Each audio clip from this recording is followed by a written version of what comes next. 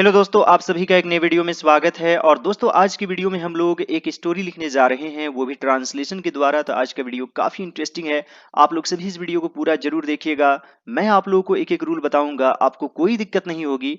और दोस्तों, मैं आप लोगों को बता दूं कि मेरा एक और चैनल है ऑल राउंड नॉलेज, जिसमें इस वीडियो के बनाने तक 84 के सब्सक्राइबर्स हैं और लगभग 75 लाख से ऊपर व्यूज हैं। तो मैं YouTube पर बिल्कुल नया नहीं हूँ।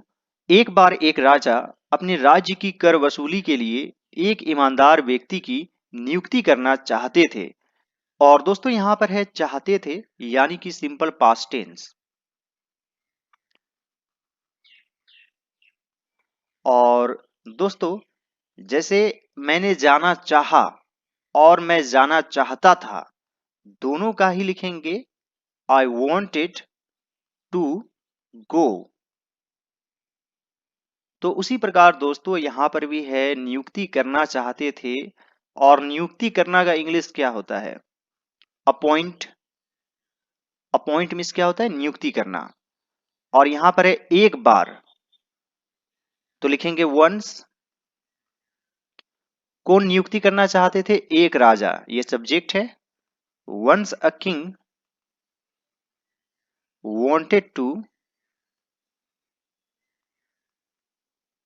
अपॉइंट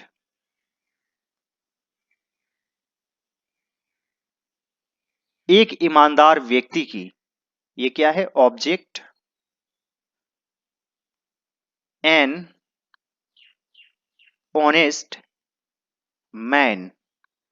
किस लिए? अपने राज्य की कर वसूली के लिए। For collecting the taxes of his kingdom.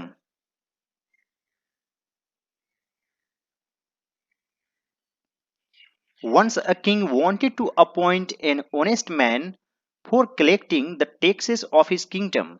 दोस्तों, यहाँ पर है थे, तो इसमें was were यूज करना है। जैसे मैं ईमानदार था, I was honest, तो उसी प्रकार यहाँ भी was या were का यूज होगा। और दोस्तों, यहाँ पर सेंटेंस शुरू कहाँ से करें? तो यहाँ सब्जेक्ट नहीं मिल रहा है, तो देयर से शुरू करेंगे। देयर वर मेनी कैंडिडेट्स इस पद के लिए। For this post. और उन लोगों के बीच सबसे ईमानदार व्यक्ति को चुनने के लिए एक दिन तय किया गया। तो यहां पर है एक दिन तय किया गया, यानी कि फिक्स किया गया। तो यहां पर लिखेंगे and a day was fixed. सबसे ईमानदार व्यक्ति को चुनने के लिए। For selecting the most honest man. उन लोगों के बीच। Among them. और दोस्तों, मैं यहां पर आप लोगों को बता दूं कि बिटवीन का मतलब होता है दो लोगों के बीच। हालांकि दो से अधिक में भी यूज होता है, और इसके ऊपर मैं अलग से वीडियो बनाऊंगा कि बिटवीन और अमंग के बीच क्या अंतर है। वो ऑल राउंड नॉलेज में भी आपको मिल सकता है, बिटवीन वर्सेस अमंग। लेकिन जनरली मैं आप लोगों को बता देता हूं कि दो लोगों के बीच बिटवीन यूज होता है, और अमंग जो है दो से अधिक के बीच यूज होता है। और दोस्तों, इसके अलावा एमिडिस्ट भी होता है और अमंगस्ट भी होता है। तो ये सभी चीजें मैं आप लोगों को जरूर बताऊंगा। और आप लोग सभी ऑल राउंड नॉलेज को भी सब्सक्राइब कर लीजिए। राजा आश्चर्य में पड़ गया कि कैसे जाने कि एक व्यक्ति ईमानदार है या नहीं। तो यहां पर लिखेंगे द किंग वंडर्ड।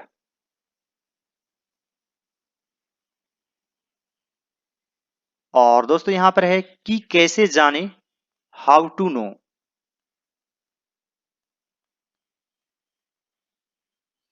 और दोस्तों जब भी यहाँ पर क्वेश्चन वर्ड रहेगा तो आपको यहाँ पर दैट यूज नहीं करना है, चाहे यहाँ पर रहे where to go, what to do, कुछ भी रहे तो यहाँ पर दैट यूज नहीं करेंगे। The king wondered how to know, कैसे जाने कि एक व्यक्ति ईमानदार है या नहीं। तो दोस्तों यहाँ पर की के लिए इफ यूज करेंगे। जैसे नरेशन के रूल्स में होते हैं इनडायरेक्ट स्पीच में चेंज करने के लिए इफ का यूज होता है, तो उसी प्रकार यहां पर भी इफ का यूज करेंगे।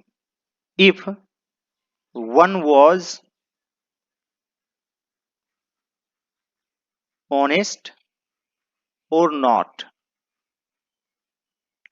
The king wondered how to know if one was honest और नॉट। जब उम्मीदवार वहां पहुंचे उन्हें एक कमरे में बैठाया गया जहां बहुत सारे सोने और चांदी के सिक्के रखे गए। जब उम्मीदवार वहां पहुंचे, when the candidates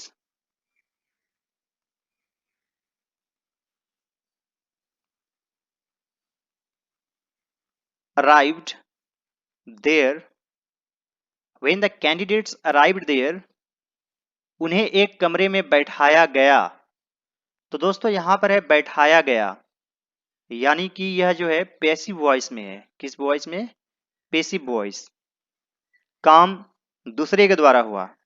जैसे मान लीजिए मुझे पढ़ाया गया, आई वॉज टॉट, तो इसमें वॉज वर्ब लगता है और प्लस वर्ब 3। तो उसी प्रकार यहां पर है बैठाया गया। और दोस्तों मैं आप लोगों को बता दूं कि सीट मीन्स होता है बैठना, और इस सीट का मतलब होता है बिठाया जाना या बैठाना। यानी जब हम किसी को बैठाते हैं तो ये वाला सीट यूज करेंगे। तो दोस्तों यहां पर उन्हें का हो जाएगा दे, यानी कि उन लोगों को। दे के साथ लगता है वर, यहां पर लिखेंगे सीटेड। दे वर सीटेड, जहां बहुत सारे, जहां के लिए वेयर यूज करेंगे। जैसे जब और कब के लिए व्हेन यूज करते हैं, उसी प्रकार जहां और कहां के लिए वेयर यूज करेंगे। वेयर बहुत सारे सोने और चांदी के सिक्के रखे गए, तो यहां पर लिखेंगे अ लॉट ऑफ, यानी बहुत सारे, gold and silver coins were kept, यानी कि रखा गया। यह भी पैसिव वॉइस में है। जैसे बैठाया गया उसी प्रकार रखा गया। जैसे यहां पर है वर सीटेड, तो यहां पर हो जाएगा वर केप्ट, कीप से केप्ट बन जाएगा। When the candidates arrived there, they were seated where a lot of gold and silver coins were kept. कुछ समय बाद उन लोगों को राजा के सामने ले जाया गया और नृत्य करने को कहा गया। कुछ समय बाद यानी कि आफ्टर सम टाइम, उन लोगों को राजा के सामने ले जाया गया। ले जाया गया यानी कि पैसिव वॉइस में, सिंपल पास्ट टेंस में, इसमें वर प्लस वर्ब 3 यूज होगा। ले जाना का टेक होता है, तो यहां पर हो जाएगा taken. They were taken to the king, यानी कि राजा के पास ले गया, एक तरह से आप कह सकते हैं। और नृत्य करने को कहा गया।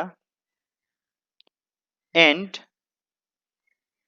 वर टोल्ड, यानी कहा गया, यह भी पैसिव वॉइस में है। वर प्लस वर्ब 3 यूज होगा। To dance, after some time they were taken to the king and were told to dance, तो यहां पर लिखेंगे only one of the candidates ने आज्ञा माना, ओबेड, जबकि दूसरे, यानी कि while all others, आज्ञा मानने से इनकार कर दिया, यानी कि refused to obey। Only one of the candidates obeyed while all others refused to obey. मंत्री ने घोषित किया कि व्यक्ति जिसने नृत्य किया सिर्फ वही ईमानदार आदमी था। तो यहां पर लिखेंगे the minister declared that the man who danced, यानी जिसने डांस किया,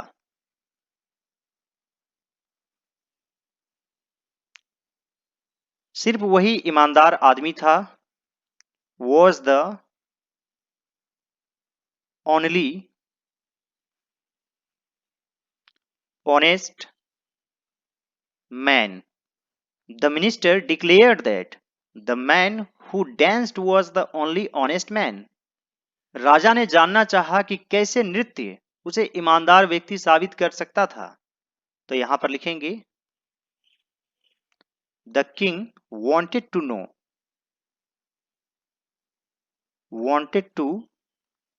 know how dancing could prove him to be honest. The king wanted to know how dancing could prove him to be honest. तो यहां पर रह सकता था, यानी कि दोस्तों इधर पास्ट में रहेगा तो आपको यहां भी जो है पास्ट फॉर्म ही यूज करना है, तो वैसे भी कुड ही यूज होगा। The king wanted to know how dancing could prove him to be honest. मंत्री ने दूसरे उम्मीदवारों को अपना पॉकेट दिखाने के लिए विवश किया। तो यहां पर लिखेंगे द मिनिस्टर, विवश करना इसे आप फोर्स्ड लिख सकते हैं या फिर compelled other candidates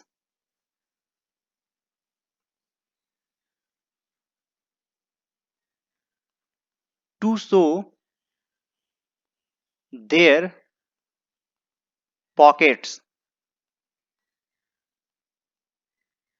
The minister compelled other candidates to show their pockets. ये क्या, वे राजा के सिक्कों से भरे हुए थे। तो दोस्तों यहां पर आप लो इस तरीके से लिख सकते हैं, यानी आश्चर्य प्रकट करने के लिए। लो दे वर filled with the king's coins. Low they were filled with the king's coins. अब राजा को समझ में आ गया कि क्यों उन लोगों ने नृत्य करने से इनकार कर दिया था। तो यहां पर लिखेंगे the king now understood why they had refused to dance.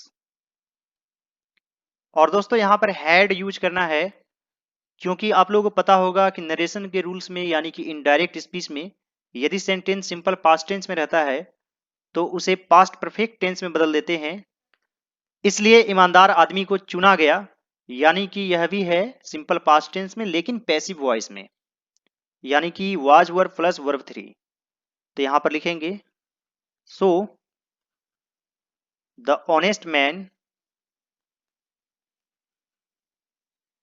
was selected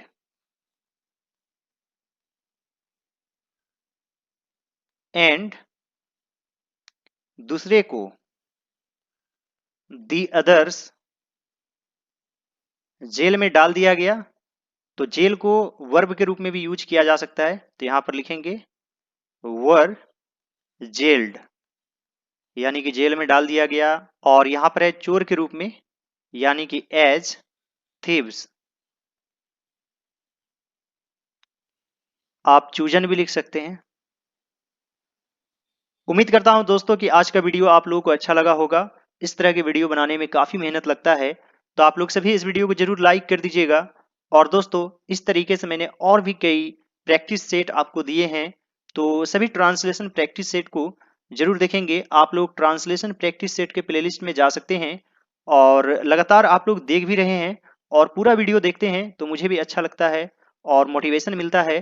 तो आप लोग कुछ ना कुछ कमेंट ज़रूर कर दें, जैसा भी आपको यह वीडियो लगा, और आप जो भी कुछ चाहते हो तो कमेंट ज़रूर करेंगे। All right, dear students and friends, thanks for watching. Have a great day. Enjoy yourself.